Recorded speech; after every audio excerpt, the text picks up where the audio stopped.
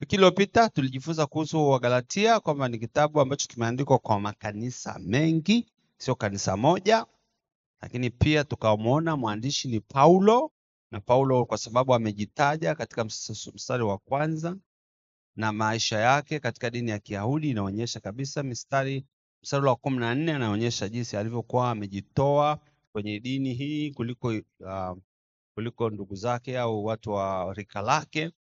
Na sisi tuliosoma shule ya wanafunzi tuliona jinsi ambavyo Matendo ya Mitume inakuwa ni kiungo kizuri sana kwenye masuala haya ya nyaraka. Lugha yake pia ni inaonekana. Tukaangalia walengwa ni makanisa yale ya kusini, kwa sababu katika Matendo ya Mitume 13 alitembelea makanisa hayo na ndiye alikuwa anafanya na Barnaba. Kwa baadaye alipoondoka akaenda kawaandikia waraka aliposikia hayo aliyosikia kuhusiana na wokovu. Kusudi la waraka ilikuwa ni kujibu shutuma za kundi hili dhidi ya Paulo. Walikuwa wanamdharau kwamba sio mtume kama walivyo utume wengine. Ndio maana anapoanza tu mstari wa kwanza anatangaza kwamba mimi ni mtume, sio mtume wa wanadamu, ni mtume nilioitwa na Mungu. Kwa hiyo anaweka wazi kabisa. Ndio tukaangalia sasa hao watu wanaokuwa wanamsumbua ni nani?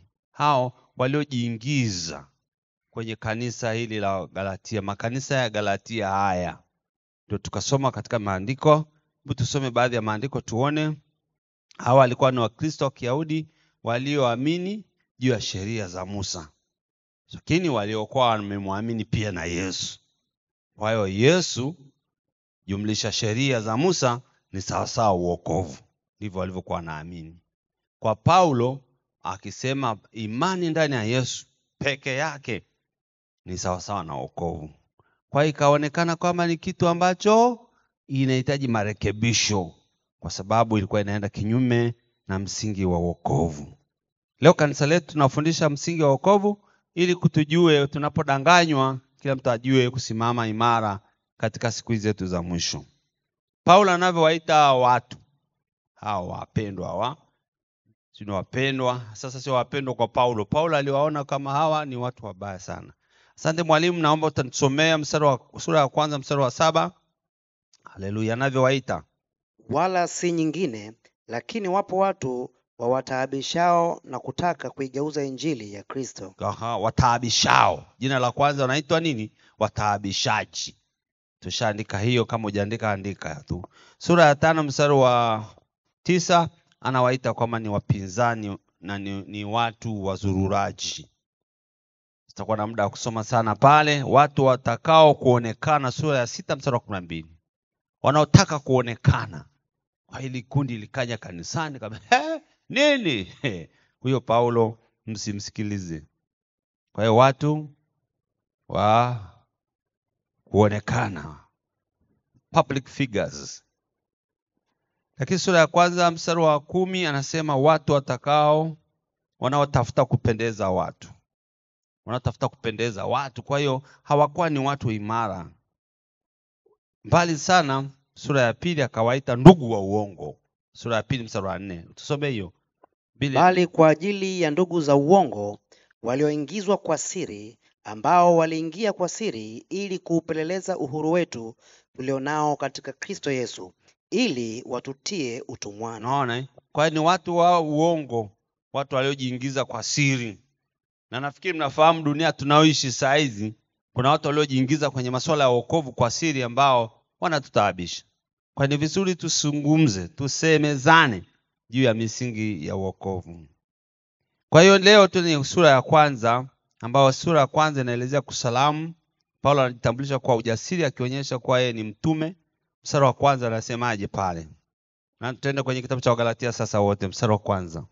Paulo mtume, si mtume wa wanadamu wala kutumwa na mwanadamu, bali na Yesu Kristo na Mungu Baba aliyemfufua kutoka kwa wafu. Sasa anajitambulisha kwa nini hivyo kwa nguvu? Ni kwa vile hao jamaa walishasema huyo Paulo msimsikilize, yeye hajakutana na Yesu, hajamuona Yesu kwenye mwili. Kwa hiyo injili yake ni feki. Ujue kama mtu akishakushutumu kwa uongo lazima ujitetee. Kwa hiyo anachukua nafasi ya kujitetea, anasema mimi ni mtume, sijaitwa na mwanadamu. Tena ukisoma hapo chini utakuta Paulo anavyojielezea kwamba mimi nilipookoka sijapokea injili ya mwanadamu, nimepokea injili ya uweza wa Mungu, kwa sababu anajieleza. Kwa hiyo haraka yake hakuwashukuru kabisa wa Galatia. Kwanza utawashukuru kwa lipi? Kunajua sasa, naomba nitazame size hapa niangalie. Wewe angalia, Paulo amehubiri injili nzuri, injili ya wokovu. Alafu sasa wanakuja majamaa waliojifanya nao ni wapendwa, wametoka kwa Petro. Alafu Paulo ameondoka, anaingia, alafu anasema huyo Paulo waacheni huyo, hana chochote, sio lolote wala sio chochote. Aliyosemaje? Alisema lazima tumwamini Yesu kwa sababu ndiye aliyekufa kafufuka kwa ajili yetu. Wakamwambia Paulo, ni nani huyo? Kwa hiyo sasa anaandika sura nzima ya kwanza pale, anathibitisha kwa kutumia historia yake, inaitwa apologetic, kujitetea kwamba mimi bwana nimesimama kwenye haki. Yaani na ana uwezo wa kujisimamia na kuelezea kuhusu msingi wa wokovu ambao unaharibiwa. Na hisi Paulo angekuja leo hapa Tanzania, kuna mambo angehubiri kweli kweli ya nguvu, kwa sababu lugha yake sio rahisi. Lugha anayotumia Paulo kwenye waraka huu ni mgumu, haijawahi kutokea. Kiangalia mstari wa 6, nasema tena na alaaniwe. Unafikiri nani anasema alaaniwe au alaaniwe? Kwa sababu gani? Hao watu wametoka kwa Yakobo, wanakuja kufundisha eti watu usipotahiriwa uingie mbinguni. Na ukumbuke hawa ni Wayahudi. Wayahudi walikuwa na sheria za Musa. Sheria za Musa lazima zifuatwe kwenye dini ya Kiyahudi.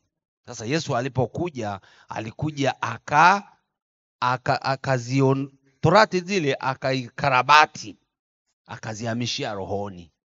Kwa hiyo sasa mambo ya mwili tena haitawali, mambo ya rohoni ndio yanayotawala. Kwa hiyo sasa namshutumu Paulo kwamba hana chochote. Na ukumbuke hawa watu wamezunguka mpaka Korinto, wamezunguka sehemu nyingi. Mnakumbuka kwenye Korinto anavyojitetea Paulo, anavyoelezea kuhusu utume wake. Akasema kwani mimi tu ndio, yani anajitetea kwa wasomaji wa Biblia. Kwa sababu nao walimshutumu hivyo hivyo kwamba hajui kuongea wala. Ni kweli walikuwa watatu majanti wa injili. Alikuwa kwa Apolo, alikuwa kwa Petro, Kefa, na yeye Paulo. Soma Wakorintho sura ya kwanza, wanasema kwamba wamemshutumu kwamba hajui kuongea. Nyewe wasomaji wa Biblia ni vizuri mjue historia hii kidogo. Msingoje tu haleluya nyingi. Ifahamuni Biblia ili muisome, mjue kwamba ilikuwa imeandikwa kwa wanadamu kama sisi kurekebisha mambo ili mambo yanyooke. Leo kama watu waturekebishani humu ndani, tutatengeneza lidini ambalo litakuwa la kutumaliza. Ndio maana lazima tusome Biblia, tuone wenzetu walifanyaje na sisi tunapaswa kufanyaje kwa kutumia Biblia hii. Kwa hiyo katika sehemu hii tunaona kwamba makusudi makubwa ni kurekebisha mawazo mabaya juu ya wokovu. Sasa wewe umehubiri injili, wanakuja majamaa mengine ndiye anayeita nyie ni nani? Ni ndugu wa uongo, wataabishao. Amewaita tena watu wa kuonekana, wanaitwa watu wa tohara, wakengeushaji. Mekuja kuharibu kazi yangu. Kama mtu atahubiri injili, some mstari wa 6. Na staajabu kwa kuwa mnamwacha upesi hivi yeye aliyewaita katika neema ya Kristo na kugeukia injili ya namna nyingine. 7. Wala si nyingine, lakini wapo watu wawataabishao na kutaka kuigeuza injili ya Kristo. Lakini ijapokuwa sisi au malaika wa mbinguni atawahubiri ninyi injili yoyote isipokuwa hiyo tuliowahubiri, na alaaniwe. Kama tulivyotangulia kusema, na sasa nasema tena, mtu awaye yote akiwahubiri ninyi injili yoyote isipokuwa hiyo mlioipokea, na alaaniwe. Kwa hiyo ukisoma sura ya kwanza ndio anaelezea sasa kuhusu hao jamaa na akawa anajitetea. Sura ya pili anaanza kuonyesha kwamba, sura ya kwanza hiyo akasema baada ya miaka 3 nikapanda nikaenda kuonana na Yohana, nikaonana na Petro. Sura ya pili nikaondoka na Barnaba, nikaondoka na nani, na mtu mwingine anayeitwa Tito. Na Tito alikuwa Myunani, lakini sijamlazimisha atairiwe. Sasa nyinyi ni kina nani mnaleta injili ya tohara ili mtu aokoke? Yaani ilikuwa ni shughuli ili tu kufundisha misingi ya wokovu. Na leo tumechukua kitabu hiki tuitumie kama kanisa letu, tufundishe misingi ya wokovu, kila mtu aielewe. Amen. Kwa hiyo kawa anaongea maneno magumu. Sura ya 5 ni mbaya kweli. Nani na Biblia Kiingereza tusomee mstari wa nani? Mwalimu unaweza kupata sura ya 5 mstari wa 12. Mimi nitasoma kwa Kiswahili alafu tusomewe kwa Kiingereza. Kama mtu ana Kiingereza. Ipo. Ngoja nisome kwa Kiswahili, kwa Kiingereza. Lakini hao, sura ya 5 mstari wa 12. Angalia alivyo mkali na maneno mazito. Lakini hao wanaoitia mashaka wangejikata nafsi zao. I would they were even cut off which trouble you. Cut off. Your translation itakuwa ni cha kisasa hicho. King James pamoja na NIV inatumia neno baya la emasculate. Yaani ningetamani hata wanaowasumbua si tohara wanataka watairiwe ili waokoke. Watairiwe. Wanaume wanajua ninachozungumza na nyinyi watu mnafahamu. Watairiwe. Mimi sitaki wange hai. Kama hey. Laiti wangelikata lote. Yaani kama kwamba nyinyi mmeokoka. Soma sura ya 5 mstari wa 10. Ni Biblia hiyo. Inasema wangejikata, sio nafsi zao. Ni lugha sasa tutasemaje? Utaandikaje Kiswahili kikakaa vizuri? Ni kuonyesha kwamba alikuwa mkali, kwa sababu hauwezi kuwa na tohara alafu ndio uendelee kubarikiwa eti kwamba umeokoka. Na hii imeendelea. Mnakumbuka sura ya 10 kitabu cha nani? Cha Matendo ya Mitume. Petro alipata maono ya kwenda kwa Kornelio. Si alihubiri sana mpaka watu wakaokoka.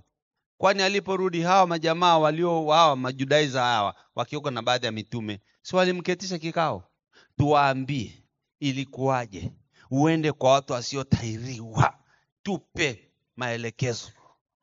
Kwa sababu walichojua wao injili ni kwa Wayahudi. Na kama kuna mataifa anataka kuokoka, sharti kichwa kwanza afuate masharti ya nini? Ya lugha ya Kiyahudi, ambayo ni kongwa lingine ambalo lisingewezekana. Ndio wakamwambia, mimi nilipokuwa nimelala na mimi nilimwambia Mungu sijalawahi kula kitu najis.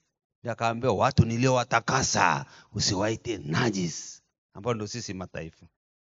Baadaye ndio wakatokea wale watu kutoka Jaffa, kumwambia nenda, ndio wakaenda kwa Kornelio akahubiri. Na akahubiri kwa muda mfupi. Natambua kwamba Mungu hana upendeleo.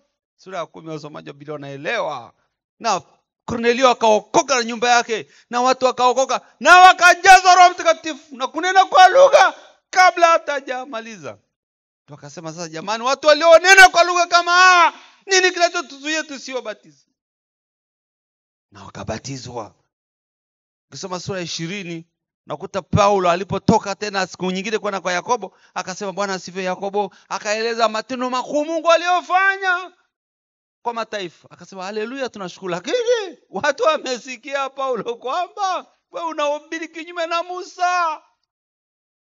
Sasa hapa Bwana kuna watu wawili waliojiweka nadhiri, ingia nawe hekaluni alafu uthibitishe umma kwamba wewe ni mshika sheria. Ushauri wa askofu huo.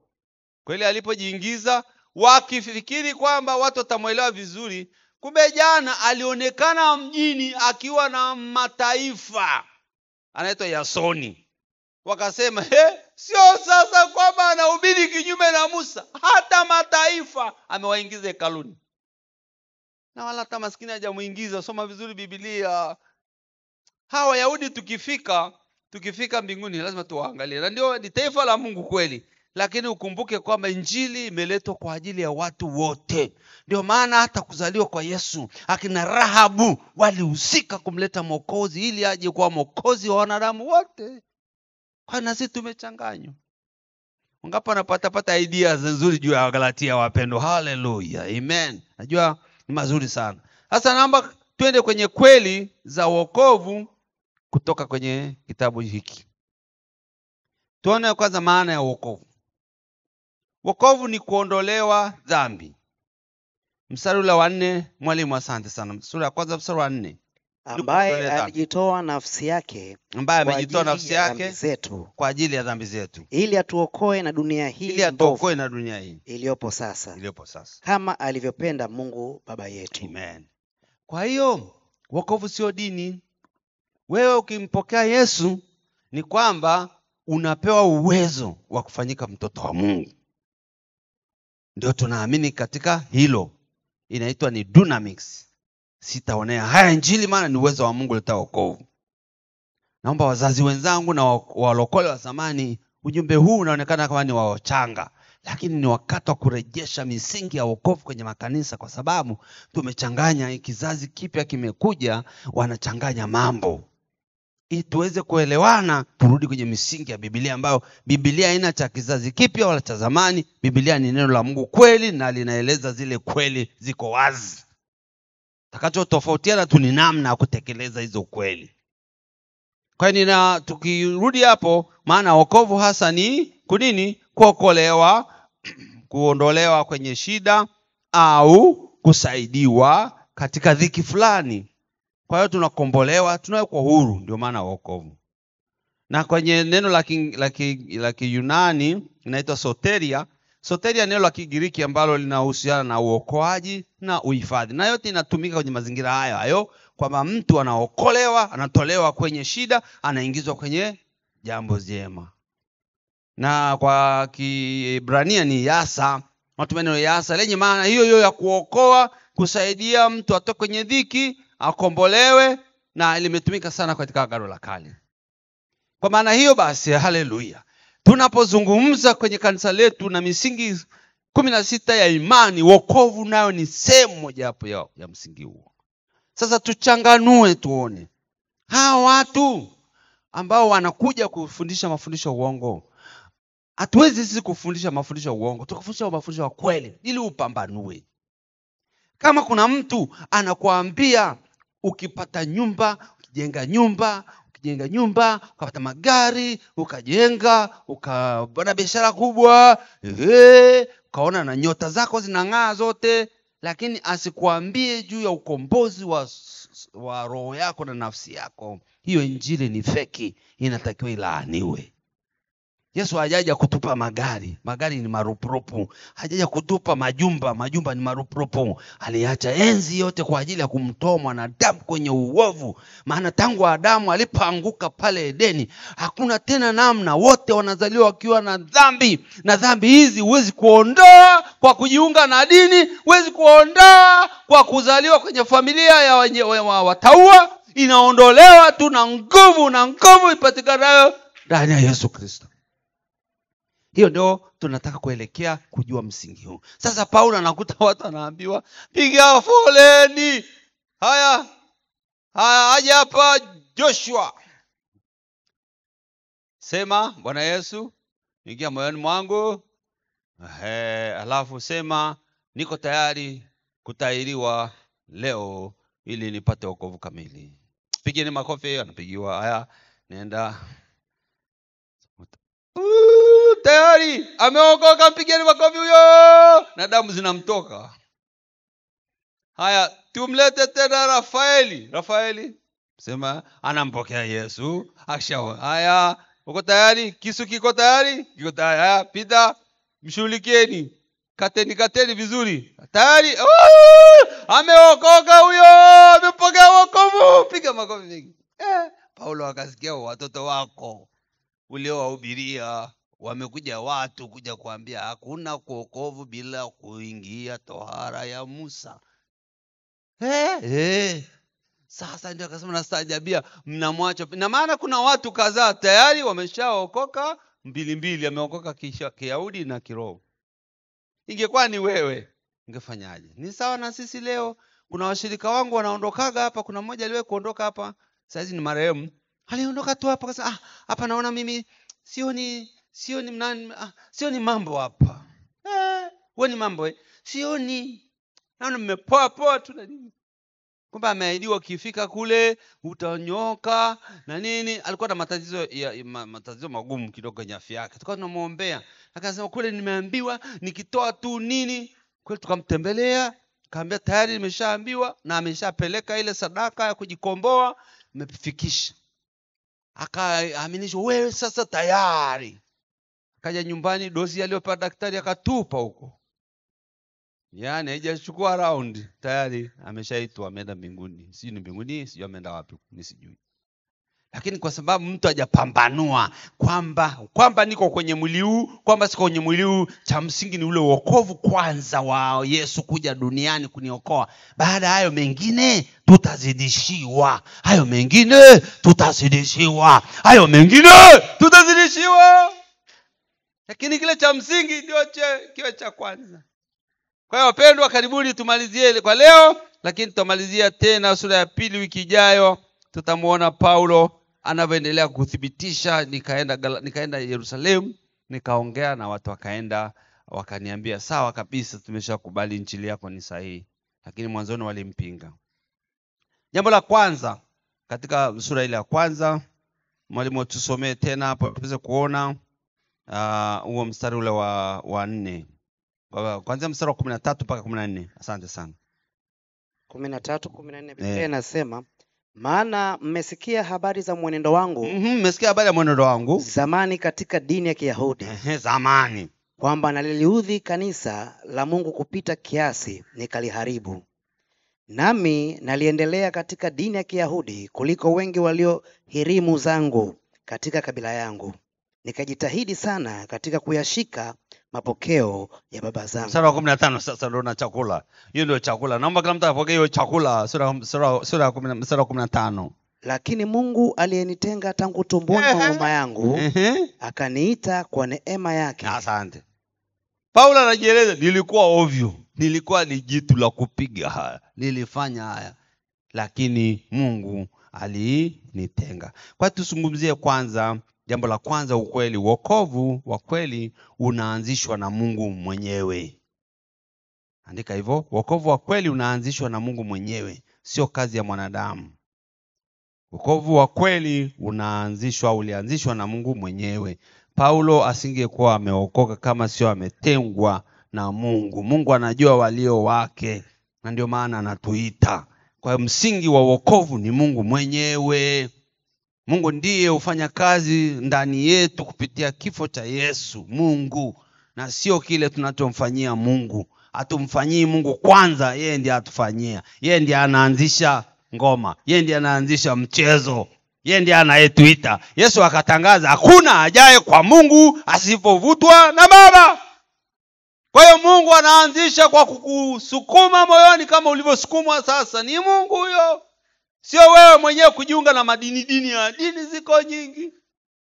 Paulo anasema kwamba alinitenga tangu tumboni mwa mama yangu kabla ya kuzaliwa. Yeremia anasema ya kwamba mstari wa 5 alinijua tangu tumboni. Kwa hiyo niwaambie wapendwa, andika hapa, ukweli wa wokovu ni Mungu ndio mwanzilishi. Mungu ndiye anaanzisha, sio dini, sio TAG, sio morali. Na mbariki Mungu kwa ajili ya kutuona akatuanzishia wokovu. Akasema kwa jinsi Mungu aliupenda ulimwengu.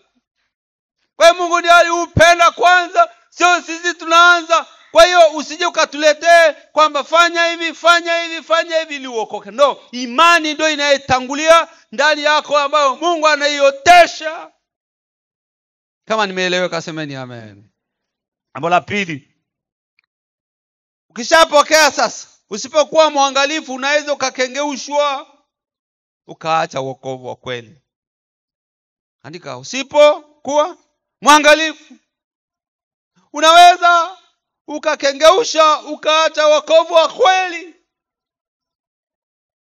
Sio kwamba tukiokoka basi, kuna kuangalia. Usipokuwa mwangalifu unaweza ukakengeuka au kuacha wokovu wa kweli. Mstari wa 6, asante sana. Mstari wa 6. Haleluya. Na staajabu kwa kuwa mnamwacha upesi hivi yeye aliyewaita katika neema ya Kristo. Mnamwacha upesi. Hawa Galatia washaokoka, lakini sasa hizi wanamwacha upesi kwa sababu wamekengeushwa. na kugeukia injili ya namna nyingine. Watu wanageukia injili nyingine. Kwa hiyo wapendwa katika Bwana, usipokuwa mwangalifu unaweza ukakengeuka na kuacha wokovu wa kweli. Kwa hiyo mwambie mwenzako usikengeuke, usimame, uwe mwangalifu, uwe mwokovu anayeelewa kwamba siri ya wokovu inatoka kwa Kristo. Tupateje kupona tusipojali wokovu mkuu namna hii? Watu wanaacha. Mimi niliokoka na kijana mmoja ambaye saizi ni marehemu. Tumeokoka vizuri, lakini baada ya kuendelea akaendelea, akarudi dunia, akaendelea kuishi maisha yake. Baadaye akaja akafariki. Lakini mimi niliendelea mpaka leo. Si kwa sababu nilikuwa na neema hii pekee, lakini kulikuwa na maamuzi yangu. Petro wa pili sura ya 2 mstari wa 20. Petro wa pili sura ya 2 mstari wa 20. Kama 22 anasema ya kwamba wale waliokimbia machafuko ya dunia kama wakinaswa tena. Kwa hiyo sisi tuliokoka tunaweza tukanaswa tena tukarejea huko. Wewe mwangalifu, uliokoka simama imara ili kusudi Yesu akija tuingie mbinguni. Kuna mahali walimu wa shule ya maandiko, mnakumbuka kuna mahali imeandikwa Dema aliupenda ulimwengu ameniacha. Kwa hiyo kuna kuacha, ukiamua kuacha unaacha. Lakini leo tunafundishwa kwenye msingi ya imani kwamba usipokuwa mwangalifu unaweza kukengeuka na kuacha wokovu wa kweli. Nipate amina. Jambo la 3, wokovu unaweza kuigilizwa au unaweza kukawa feki. Kwa hiyo wokovu unaweza ukaigilizwa, waigilizaji, au unaweza ukawa feki. Kulingana na maandiko haya tuliyosoma, Paulo anawaita hawa ndugu wa uongo nini.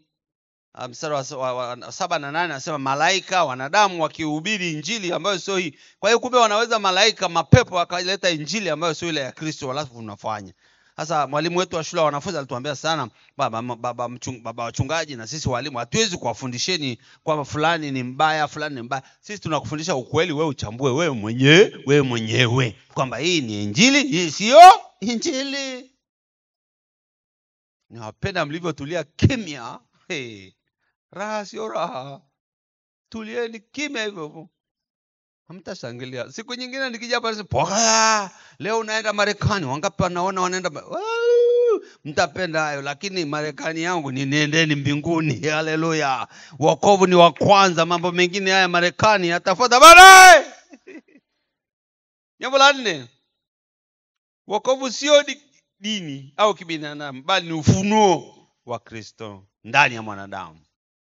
Wokovu sio kidini, sio dini au kibinadamu, bali ni ufunuo wa Kristo ndani ya mwanadamu. Ufunuo. Mstari ule wa 10 na 11 tumesoma, lakini tutarudia tena. 10:11 mstari huo, sura hiyo ya kwanza. Maana sasa je, ni wanadamu mnaowashawishi au Mungu? Na nataka kuwapendeza wanadamu. Kama ningekuwa hata sasa nawapendeza wanadamu, nisingekuwa mtumwa wa Kristo. Kwa maana ndugu zangu, injili hiyo niliyowahubiri na wajulisha ya kuwa sio ya namna ya kibinadamu. Sio ya namna ya kibinadamu. Mstari wa 12. Kwa kuwa sikuipokea kwa mwanadamu, wala sikufundishwa na mwanadamu, bali kwa ufunuo wa Yesu Kristo. Amen. Tuna mafundisho na mahubiri, lakini hatuwezi kutoa wokovu. Wachungaji tuna madigiri, lakini kwenye swala la wokovu ni Yesu mwenyewe pekee ndiye anayetoa wokovu wa kweli.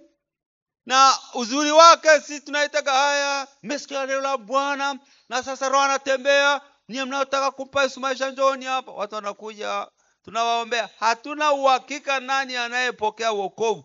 Ni Yesu pekee anayejua, maana yeye ndiye anayetoa wokovu wa kweli. Kwa hiyo wokovu sio dini, sio kibinadamu, bali ni ufunuo wa Yesu Kristo. Na nakwambia ukishika hii kweli kwamba mimi namtaka Yesu, simtaki mchungaji hapa, sitaki TAG, namtaka Yesu, utatoka na utang'aa katika masuala yako ya wokovu. Nyie mnayo tafuta, nimejitahidi kati ya wachungaji, mtanipa maua yangu baadaye. Kati ya wachungaji ambao nimejitahidi nisijiingize kwenu kwamba mimi ni mtoa msaada au mkubwa, nimejitahidi kwa sababu nitapigwa kama nikionyesha kwamba kama sio mimi niko hapa Mburahati haya yasingetendeka. Hicho ni kiburi. Mungu anaweza kainua mwokota makopo akamtakasa, akachukua nafasi na akafanya better kuliko mimi, kwa sababu utukufu ni wake. Sisi ni wanadamu tu tunaofanya nayo tupasa kufanya, baadaye unarudi utukufu kwa Mungu mwenyewe. Sio kwamba taamina. Sasa unapata ukija hapa nitakutolea homa, mapepo yote nitakusafishia nyota. Watu mnakimbia. Ni kweli na vitu vinaonekana. Lakini angekuwa Paulo anaambia injili nyingine na mlaaniwe. Na kwa kweli tumeona watu wanalaaniwa kwa sababu ikishaisha hamna kitu. Sisi tunaona sasa nimepokea. Kumbe ni vitu vya muda. Lakini mtu anayedumu kwenye wokovu wa kweli, anang'aa. Hata milima inapoinuka anasimama. Maana anatokea kama dhahabu iliyosafishwa kwa sababu yuko pamoja na Bwana Yesu. Wokovu sio dini. Haleluya. Sisi tulipookoka kile kipindi, walikuwa mpaka wametunga na mapambio. Wokovu sio dini mpya. Wokovu ni kumwamini Yesu. Wokovu sio dini mpya, bali ni kumwamini Yesu. Umewahi kusikia upambio zamani hizo? Ni kusisitiza kwamba jamani hatujiungi na dini. Na hii inatupa picha nzuri. Jambo la 5, na watu wananisikiliza huko ndani na wanaandika. Wokovu lazima imuondoe muamini katika mwenendo wake mbaya, au mwenendo wake mbaya wa mwanzo. Yaani wokovu lazima imuondoe muamini katika mwenendo wake mbaya wa mwanzo na kupokea maisha mapya. Wokovu lazima imuondoe muamini katika mwenendo mbaya na kuanza maisha mapya au na kupokea maisha mapya. Ushuhuda wa Paulo ni mtamu. Sura ya 13. Maana mmesikia habari za mwenendo wangu zamani katika dini ya Kiyahudi, kwamba naliliudhi kanisa la Mungu kupita kiasi, nikaliharibu. Nami naliendea katika dini ya Kiyahudi, naliendelea katika dini ya Kiyahudi kuliko wengi waliohirimu zangu katika kabila yangu. Nikajitahidi sana katika kuyashika mapokeo ya baba zangu. Kwa hiyo wokovu lazima imuondoe muamini katika mwenendo wake mbaya.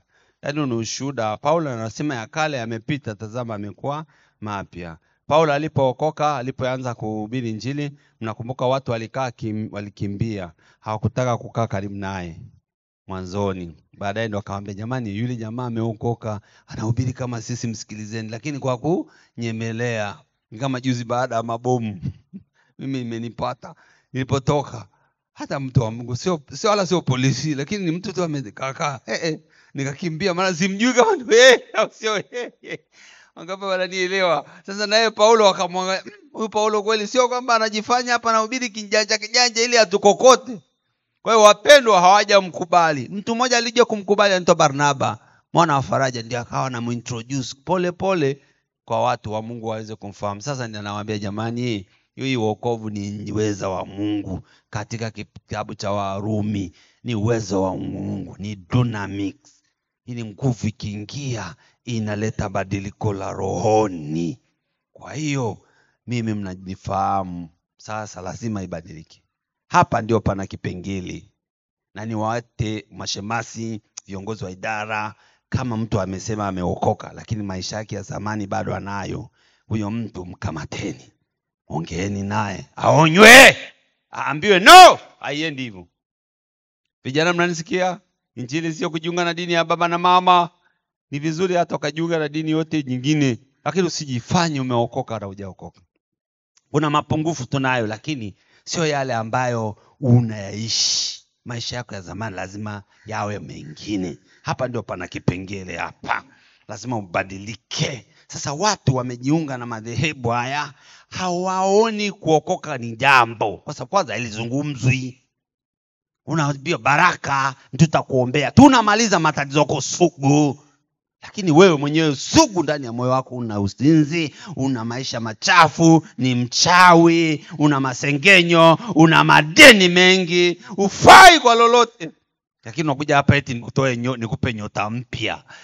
Watu wajanja hapa sio jizizi, hapa lazima uokoke.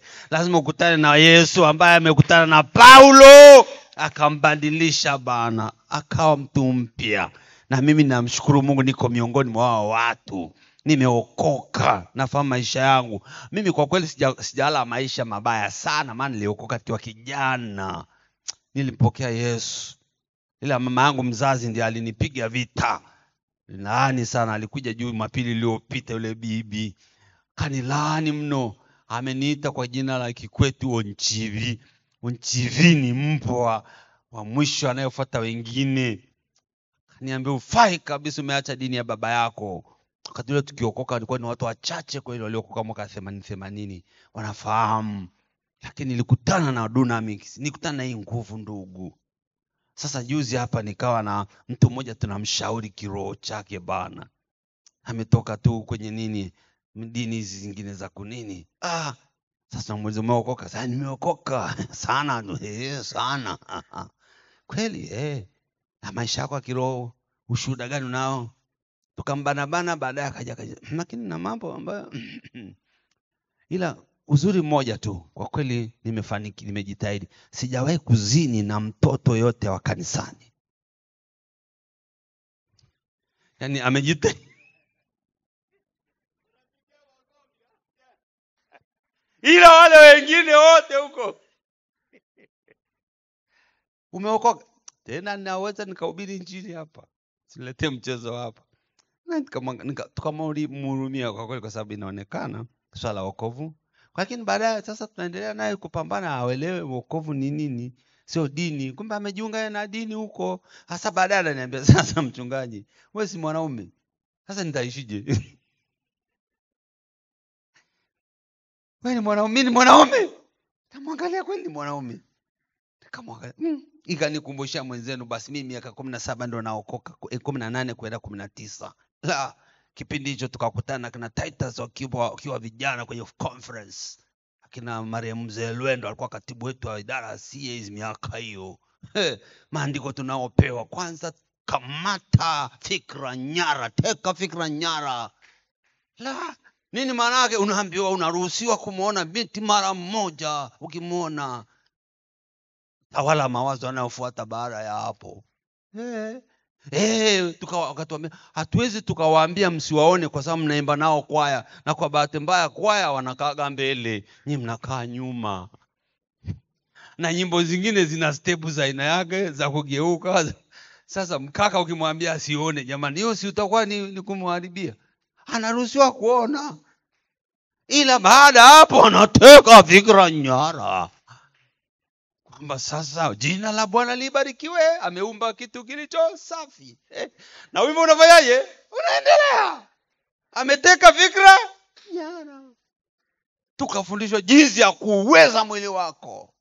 Kijana unauweza, wakatuambia ukiona unapiga kelele. Miaka 18 unajua ndio kipindi cha kelele zinazidi. Wenzenu ikapiga kelele, wakaniambia ukisikia tu piga 2 3 kavu au piga 2 za maombi. Funga kabisa. Kwa unakuta kijana tunafunga, unapambana shetani na mwili, unarudi baadaye ukilala unalala usingizi mpaka saa ngapi? Hata ukumbuki kuna nimetokea. Okay, tulikuwa wajinga kipindi hicho, si maana tukua sisi sio jinzi. Kwa hiyo tulikuwa hatujui chochote tunachoendelea. Sasa ubaya wa jinzi. Ukihubiri juu ya wokovu wanahitaji nguvu Dunamis nyingi. Yesu Kristo saidia jinsi.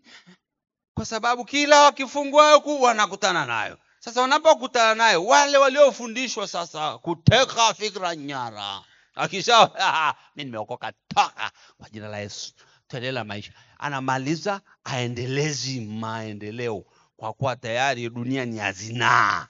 TV toa channel, anatoa. Ile nguvu ya maamuzi ni kubwa.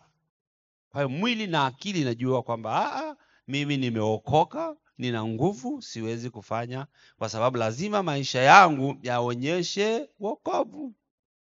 Kwa hiyo ni swala la maamuzi. Sasa huyo mkaka ananiambia mimi ni mwanaume nifanye. Nikamwambia sasa wewe tufungue andiko. Tulikuwa na pasta, nafikiri pasta kaleta lile andiko la Timotheo 2:10 na ngapi. Kwa inasema ya kwamba neema iwaokoayo wanadamu wote imefunuliwa, nayo yatufundisha. Haleluya. Malizieni na nyewe wenyewe. Kukataa. Kwa hiyo kila siku ninakataa. Paulo anasema tumekataa mambo ya aibu. Hiyo ndio wokovu linalipa. Sasa niwaombe, mkimwona mtu kama huyo, tusimfukuze, tusimpige. Katika Galatia hiyo sura ya 6 utakuta maana nasema, ninyi mlio wa roho mrejesheni mtu huyo kwa upole, mkijiangalia na ninyi msijaribiwe. Kwa kuna kurejesha. Pengine haelewi, mwambie soma wa Galatia, sikiliza mafundisho ya mtumishi wa Bwana Moleli anavyofundisha kuhusu wokovu. Lazima ukutane na hiyo dynamics. Kama bado, tuitafute hiyo dynamics. Tutafute hiyo nguvu ambayo ukimwona mdada unaona tu kama ni dada katika Bwana. Jina la Bwana libarikiwe. Ukiona mkaka unaona kama si wa kwangu, huyo wa kwangu yuko njiani anakuja. Pengine anatoka United States of America anakuja. Au anatokea kaona jama tumaini. Alafu unatembea kifua mbele, maana wokovu umeingia. Wazazi, kama tukihubiri hivi na kuongeza spidi ya kuongea juu ya wokovu na nguvu ya kubadilisha watu na kujaza watu roho, asiye tutakuwa na kanisa ambalo litakuwa safi. Lakini tukilegea tu kizazi hiki, wazinzi watajaa. Yaani wazinzi kama huyo sasa yeye. Mimi sitaki na watu wa kanisani, maana ni watakatifu. Naenda huko kuchukua matapu huko nje. Sasa tofauti ya kanisani na ndani nini? Hebu nitafutie ninyi wataalamu. Si uzinzi ni uzinzi wa nje wa ndani. Lakini akimaliza anakuja anaendelea na maisha. Naongea tu kwa sababu tayari hata kama ni namna gani lazima tumueleze. Na sitamficha, tutamueleza kwamba lazima ubadilike. Haiwezekani uendelee kuwa mchoyo, mvuta bangi, mvuta sigara, sijui. Sasa hizo hamna sasa hivi, maana jinsi wajanja wanajua vitu vya kuharibu mwili. Unajua sasa hizi sigara imepungua, sio kama zamani zile za ujinga. Lakini bado ana dhambi zao nyingi ambazo wamezi-introduce. Ukiishi na watu vizuri na nini, Mungu anaenda vizuri. Kwa hiyo wapendwa wa Galatia, tukaisome.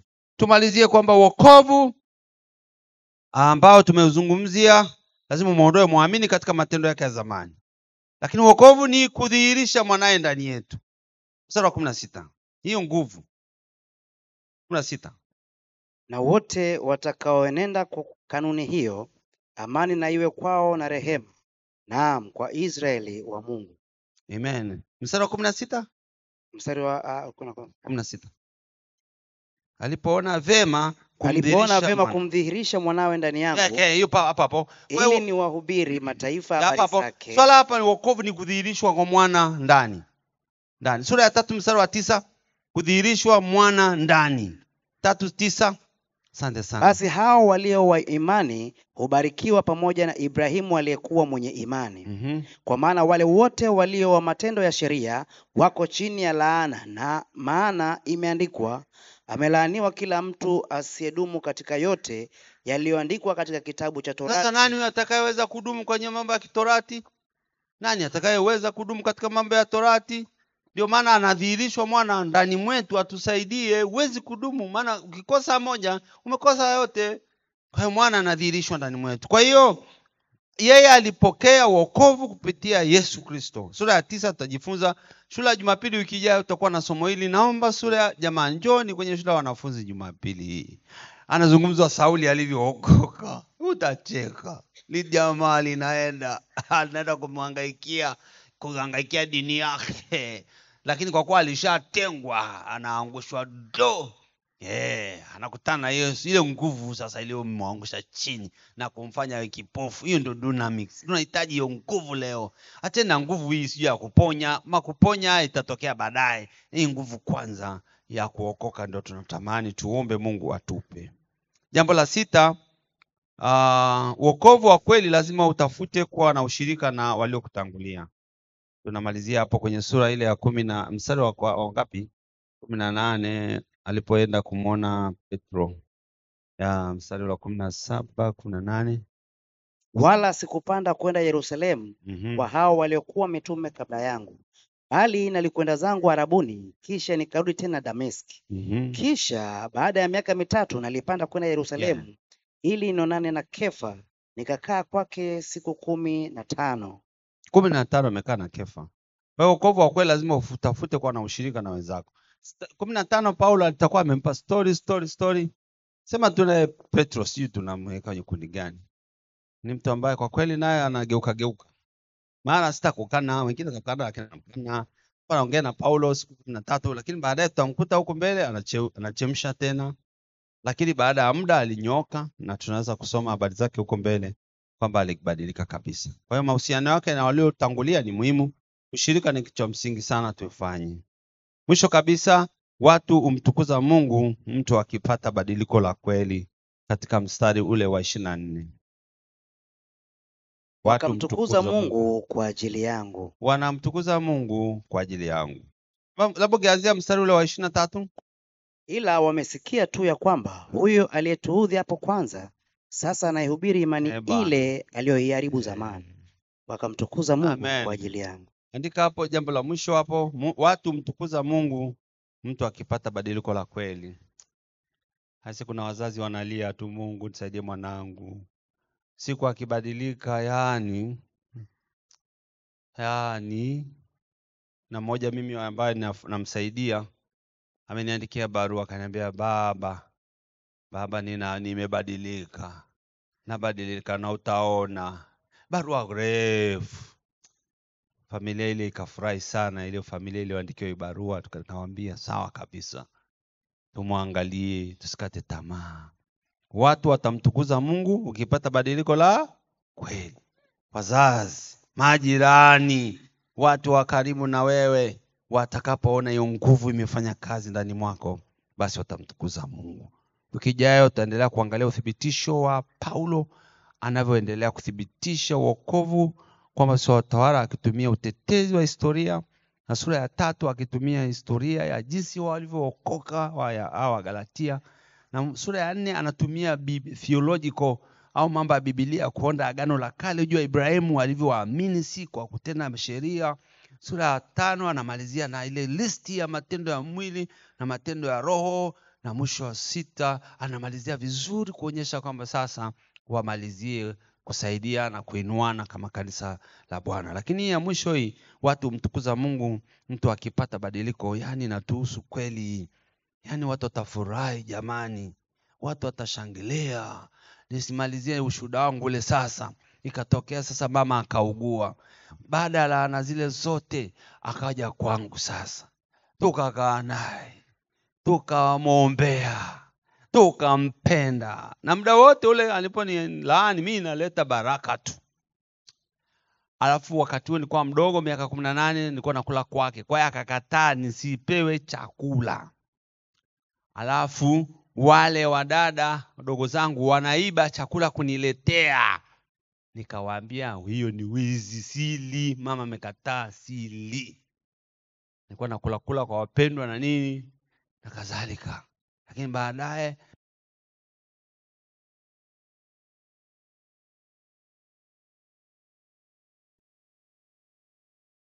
Dar es Salaam akaja akamwambia, mkimwondoa tu huyu kijana kwenye wokovu anakuwa kichaa. Kwa hiyo mwacheni. Mimi na askari rafiki yangu ambaye alikuwa kichaa baada ya kuacha wokovu. Hilo likawashtua, ndio wakaniacha. Lakini baadaye sasa alipoona mambo mazuri yanayoendelea, nikaja nikaoa. Baraka akasema hapana. Atoka kwenye dini yake kubwa.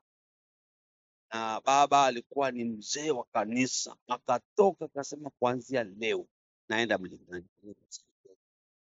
Tukamwona huyu mpaka leo asomi, ana uwezo wa kushuhudia.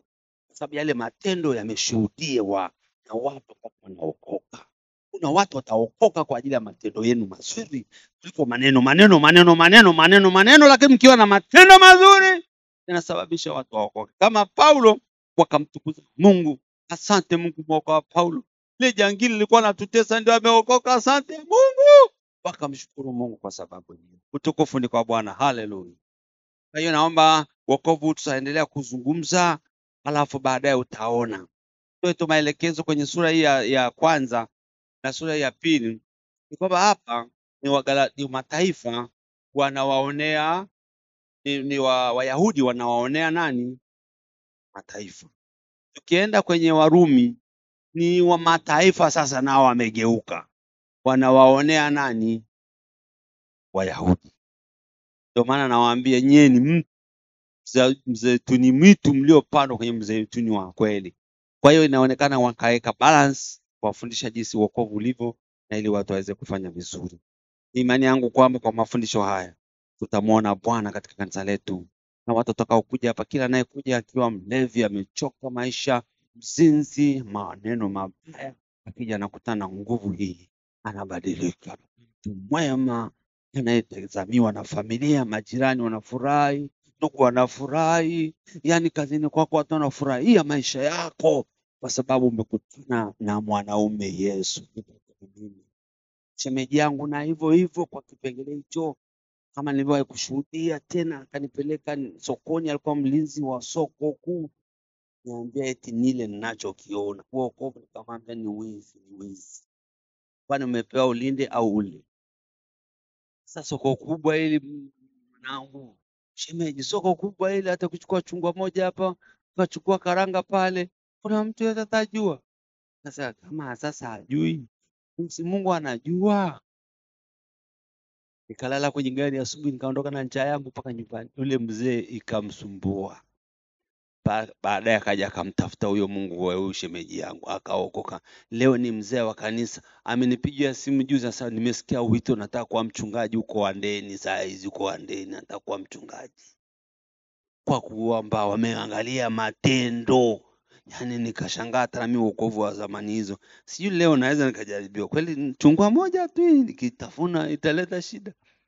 Lakini unaiba uibi. So yeye yuko sokoni analinda soko kula Arusha. Nile ni zile. Nye mgenishaurije? Nile. Moja tu. Akija yule jamaa hata akihesabu moja tu. Wakati ule kwa shilingi 50 moja. Karanga alichota hata nani mkono mmoja. Nizunguka hivi nikute siju kuna nini huko soko, nichukue nisichukue. Kipindi hicho wokovu ulivyokuwa na waka. Haba leo naweza nikajaribiwa kwa sababu ya usomi na nini. Lakini hapana, hata sasa naweza kuona kwamba nimepata. Jana nilienda TRA wapendwa, nikachukua kalamu ya mfanyakazi wa TRA. Nikasafiri muda mrefu. Nikaona kurudi nitachoma mafuta mengi. Na kalamu yenyewe ni shilingi 500. Lakini nimeomba Mungu nisamee, maana nisikuwa najua. Nataka nirudishe kalamu ya watu kwa mwenyewe. Sasa wokovu ni mbaya huo. Inaniuma. Kwa nini unachukua kalamu ya watu? Na alikuwa azima. Nikamwambia mke wangu, kesho tukifanikiwa naomba nikumbushe tupite pale TRA. Nirudishe biki ya watu ambao nauza sijui 100 ngapi, 500 si 800, lakini sio yangu. Kwa hiyo tutende mema ili Bwana atubariki. Usiniangalie vibaya. Wokovu ni maisha matakatifu, na kila alitajaye jina la Bwana na aache uovu. Bwana anawajua walio wake. Tukemeane, tushambuliane tunapenda kinyume.